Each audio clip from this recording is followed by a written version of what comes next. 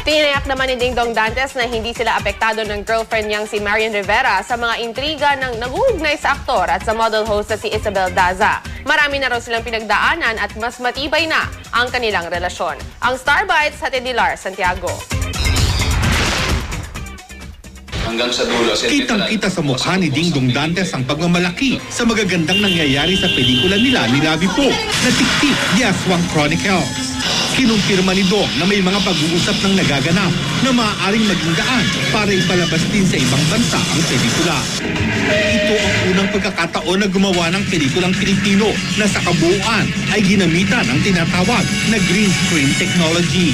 Kakaiba siya dahil pati yung itsura ng mga aswang, ni-reimagine siya ng mga technician natin, yung mga tinatawag na technical director ng mga henyo. Dahil aswang ang tema ng Tik-Tik, hindi na iwasang tawaging pang-aaswang ang mga pangiintrigang ibinabato ngayon kay Dingdong.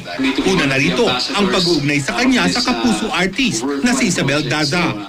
Ayon kay Dong, hindi naman sila apektado ng kasintahang si Marian Rivera dahil alam nila ang katotohanan.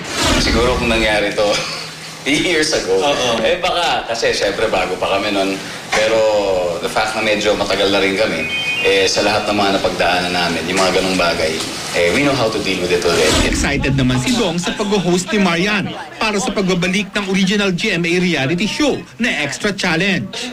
Handa ba namang mag-guest si Dong sa programa bilang challenger? Ako, okay lang. Why not? Basta wag lang isang bagay na talagang ayaw ko.